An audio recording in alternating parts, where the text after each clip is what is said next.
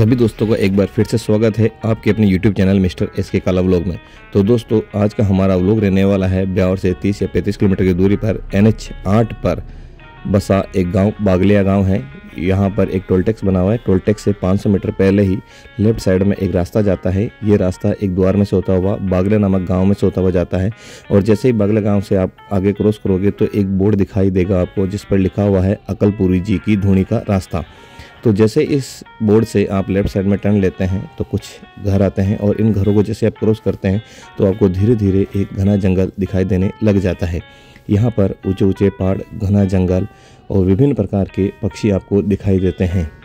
बारिश के मौसम में ये जगह तो मानो स्वर्ग जैसी लगती है। चारों तरफ छोटे छोटे जो झीलें या तालाब बने हुए हैं उनमें पानी भरा हुआ रहता है।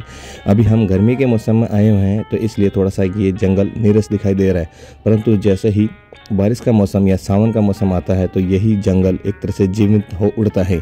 तो ये एक घना जंगल है जो टाटगढ़ रावली अभ्यारण्य का ही हिस्सा है।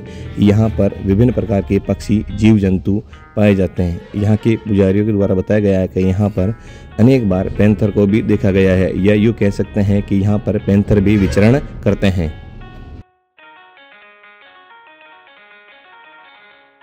तो दोस्तों जैसे ही आप यहाँ पर आते हो तो आपको एक अलग ही प्रकार की शांति महसूस होती है।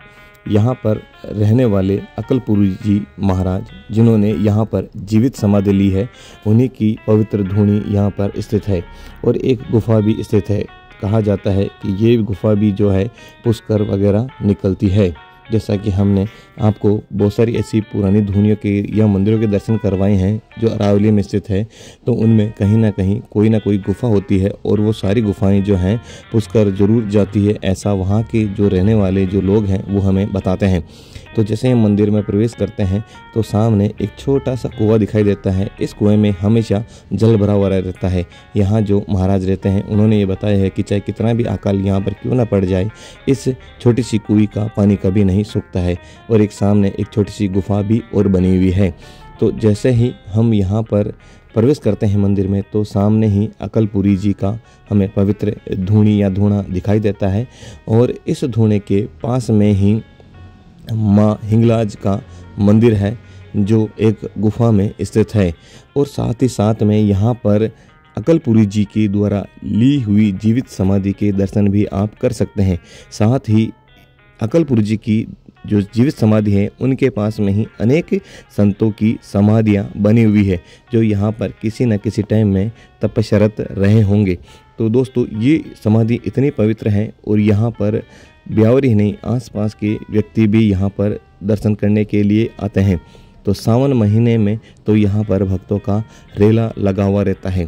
तो ये सामने जो आप मंदिर देख रहे हैं ये है माँ हिंगलाज माता का मंदिर जो एक गुफा में बना हुआ है। और जो माँ हिंगलाज की मूर्ति बनी हुई है वो एक चट्टान में उभरी हुई है। तो यह मंदिर भी बहुत ही ज़्यादा मतलब प्राचीन है और माँ हिंगलाज के दर्शन आप यहाँ पर कर सकते हैं।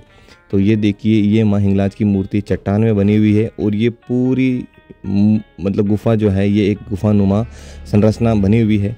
तो जैसे ही आप इस मंदिर के प्रांगण में जब आप घूमते हैं तो आपको एक अलग ही शांति का एहसास होता है। यहाँ पर छोटे बड़े अनेक कई मंदिर बना के रखे हुए हैं, जिनमें हनुमान जी का मंदिर, रामदेव जी का मंदिर, शिव जी का मंदिर, भैरव जी का मंदिर, इसी प्रकार से अनेक मंदिर यहाँ पर बने हुए हैं। तो चारों तरफ आप देखेंगे तो ऊंचे ऊंचे पहाड़ हैं और घनी वनस्पति या जंगल यहाँ पर बना हुआ है। यहाँ पर अनेक पशु पक्षी, वानर वगैरह भी यहाँ पर रहते हैं। जब आप यहाँ पर आओगे तो आपको एक अलग ही शांति महसूस होगी।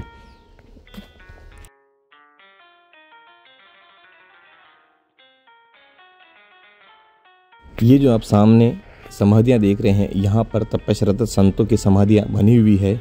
और ये जो मैं जिस गुफा की बात कर रहा था ये वही गुफा है। ये गुफा किसी टाइम में खुली हुई थी परंतु कालांतर में अभी इसे बंद कर दिया गया है। तो दोस्तों ये समाधियाँ यहाँ पर रहने वाले संतों की है। अभी भी यहाँ पर महाराज रहते हैं तो वो यहीं पर अकलपुरी जी की और इस धूणे की और या इस मंदिर की या यूँ कह सकते हैं कि इस पवित्र जगह की पूजा अर्चना करते हैं।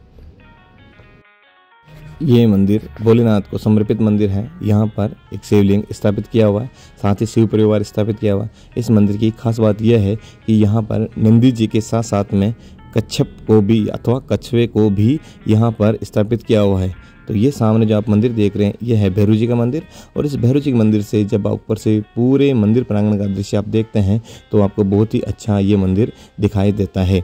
मंदिर के पीछे की साइड में आपको एक बहुत बड़ा बरगद का पेड़ दिखाई देता है और इस बरगद के पेड़ के पीछे एक जल स्रोत बना हुआ है। हालांकि अभी ये सूखा है, परंतु सावन के महीने में इस जल स्रोत में या इस कुंड के अंदर पानी भरा हुआ रहता है।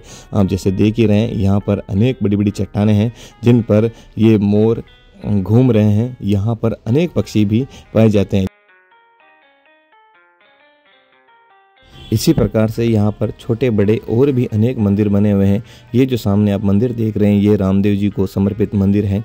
तो दोस्तों हम यहाँ पर शाम तक रुके और शाम का जो नज़ारा है या जो शाम की जो शांति है वो तो अद्भुत है, जिसे शब्दों में बयान नहीं की जा सकती है।